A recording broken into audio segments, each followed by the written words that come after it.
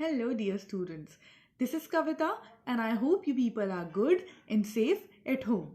So, in today's video lecture, we are going to cover a very new chapter of a civics part, that is rural administration.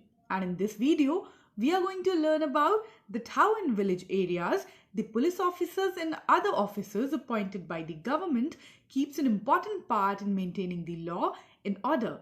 So without wasting time, let's move towards the video.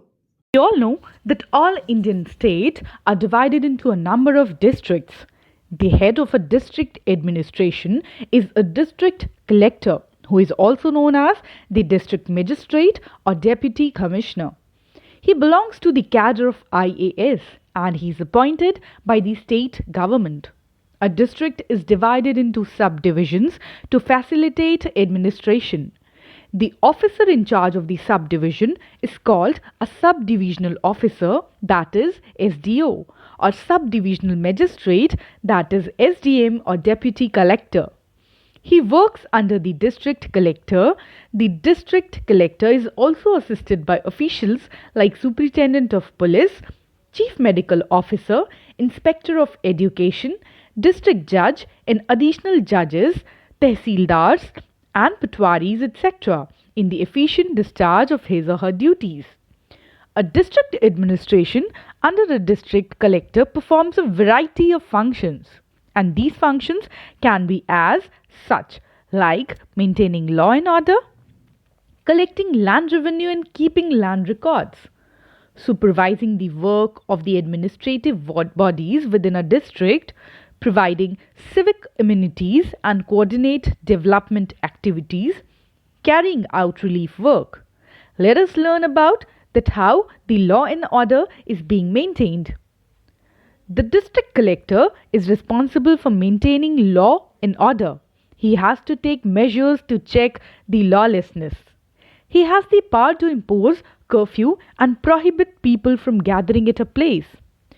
The district collector and the subdivisional officer maintain law and order with the help of the police. So here is a role of a police, especially a local police. So basically, maintenance of law and order is very important in the villages. To prevent crime and to punish the offenders, police force is required. For the purpose of administration, the district is divided into 5 or more circles.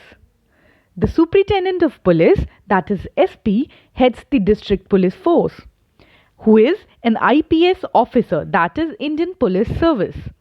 Each circle is under the charge of a deputy superintendent of police, that is DSP, and every circle is further divided into a number of police stations. Each police station is under the charge of an inspector or the station house officer. A sub-inspector or assistant sub-inspector will be in charge of the police station in his absence. A police station has about 10 constables and a few head constables.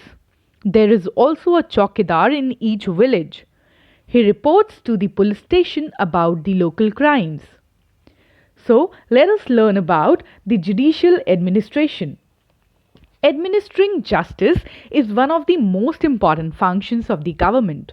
This function has therefore been kept separate from its other functions like making laws and implementing policies.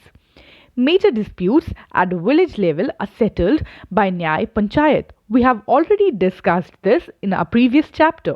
So basically, courts have been set up to settle more serious disputes and to punish the offenders. Court hears 2 types of cases. One is civil cases and the other is criminal cases. Whereas a district has number of civil and criminal courts. So I'll just show you a representation of the district judge and a court. So let us learn about that how the law and land records are being maintained. Ours is an agricultural country and land revenue has always been an important source of income to the state. The district collector is the head of the land revenue administration of the district. For the efficient working of the revenue administration, the district is divided into a number of tehsils or talukas. Let us have a closer look towards Patwari.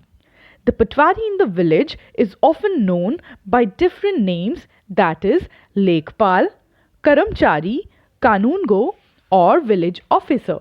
And here are certain duties of a patwari.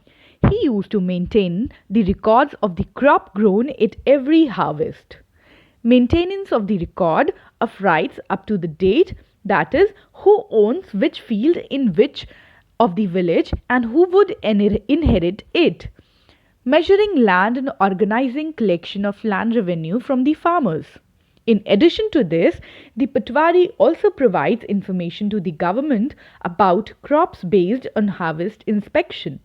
It is his responsibility to report at once all serious calamities affecting the land or the crops and all severe outbreaks of disease among men and the beast. Why there is a need for personal copy of land record? The sketch map and the copy of the land records owned by a person are often needed by the villagers for applying for a loan, land transfer, and other purposes. It is also required to obtain a loan from a bank to dig a well. Also, in order to obtain fertilizers, seeds, agricultural equipment from the block office, proof of ownership of the land is required. So these are the duties of a tehsildar or a patwari. Let us learn about that providing civic amenities and coordinating development activities. How does it help us? The district administration take care of the civic amenities in the district. It provides health care and education facilities and undertakes public works like the construction of roads, bridges and buildings. There are separate departments for each of these officers. These departments are posted in every district. The civil surgeon or chief medical officer heads the public health service department. The district inspector of a school or district education officer heads the education department, and executive engineer heads the public work department, that is PWD, in a district. The district planning officer looks after the implementation of the programs under the 5-year plans at the district level. How does the relief works are carried out? Like natural disasters like floods, droughts, earthquakes and storms brings hardships on the people. At this time, the district collector organizes relief work with the help of the other officers of the district. The district administration provides food, shelter, medicines, etc. to the affected people. I hope you people are clear till out here. So basically, what is the new inheritance law, which is an important milestone? When it comes to the inheritance of agricultural property, it is generally the men who benefit. An agricultural property is divided among the sons of the family while the daughters are excluded. To remove this discrimination, the government has changed the law of inheritance. That is, it is known as the Hindu Succession Amendment Act of 2005, which came into force on 9th September 2005.